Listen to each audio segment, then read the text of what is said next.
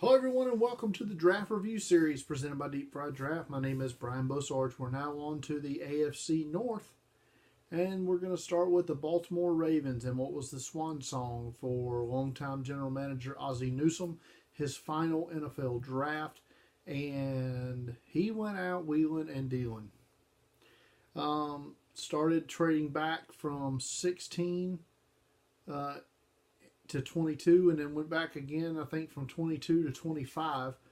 But it eventually makes a pick, and it's Hayden Hurst, the tight end from South Carolina. Now, no big secret, I am a Gamecocks homer. It is what it is. But Hurst was my number 4 rated tight end. His age and overall, call it speed, I guess, or he held him down for me a little bit. But happy for him to go in the first round of the draft. Baltimore wasn't done trading as they moved back into the last pick of the first round and take quarterback Lamar Jackson from Louisville. Now, I had Lamar Jackson as my number 4 quarterback, 22nd overall player.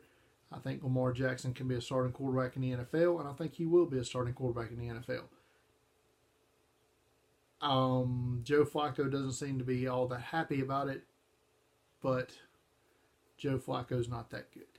So, Lamar Jackson, is he the quarterback in the future for the Baltimore Ravens? They seem to think so, judging by making this draft pick.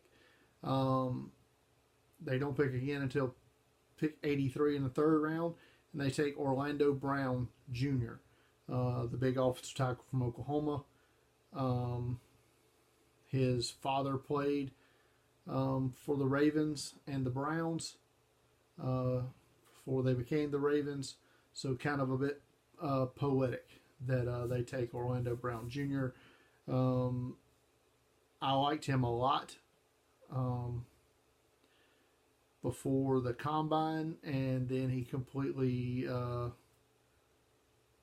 just blew it with some of the worst athletic testing in the history of the combine for any player at any position. To me, it showed laziness. How are you not prepared for this? And I had to knock him down 2 rounds pretty much after that. But he falls right in line about where he should have been drafted in the 3rd round. Their other 3rd round pick, they took a pure receiving tight end in Mark Andrews from Oklahoma. So the former tight end Ozzie Newsome drafts 2 tight ends in his final NFL draft. I actually like Mark Andrews better than Hayden Hurst. I prefer field stretching abilities, and I think Andrews has that, and he has great run after the catch. 4th round, one of their 3 4th round picks, they take Anthony Averett, corner from Alabama. Also a staple of Ozzie Newsome drafting as he goes back to his alma mater, Alabama, quite often, and he did it twice in this draft. But Anthony Averett's a solid cover man. Kenny Young, very productive linebacker from UCLA, was another 4th round pick. And also in the 4th round, they take Jaleel Scott, wide receiver from New Mexico State. I like Jaleel Scott a lot. Tremendous red zone target, 6'6", 210. He can run and has some nice run after the catch and open field ability. So I like Jaleel Scott a lot for the Ravens here in the 4th round. They doubled back with another wide receiver in the 5th round. Very productive, but kind of a knucklehead off the field and on the field sometimes. Jordan Lastly, wide receiver from UCLA, but was one of the main targets for Josh Rosen.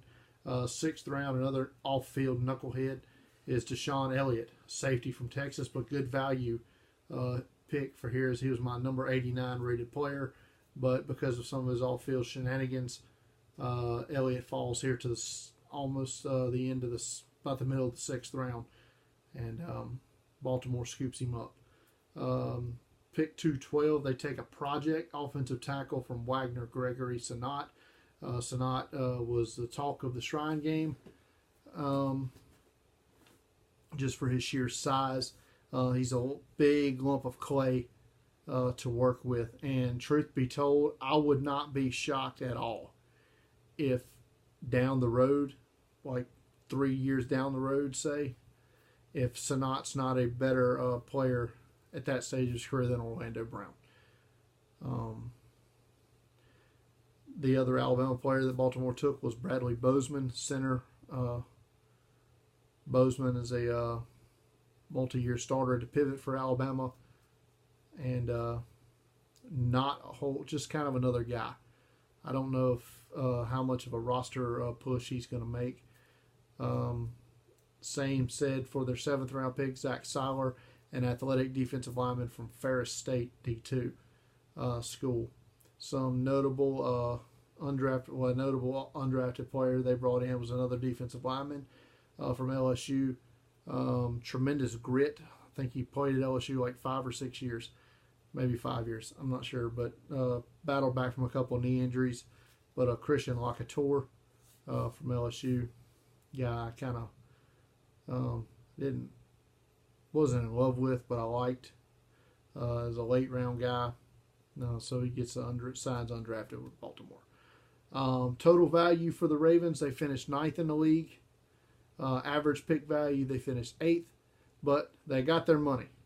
First 3 rounds, the Ravens finished 2nd in the league in the money value. So a lot of that was Mark Andrews for me, but also Lamar Jackson. So good drafting in Ozzy's final go at it here. That's going to do it for the Ravens. Till next time when we get to the Cincinnati Bengals. Thanks a lot.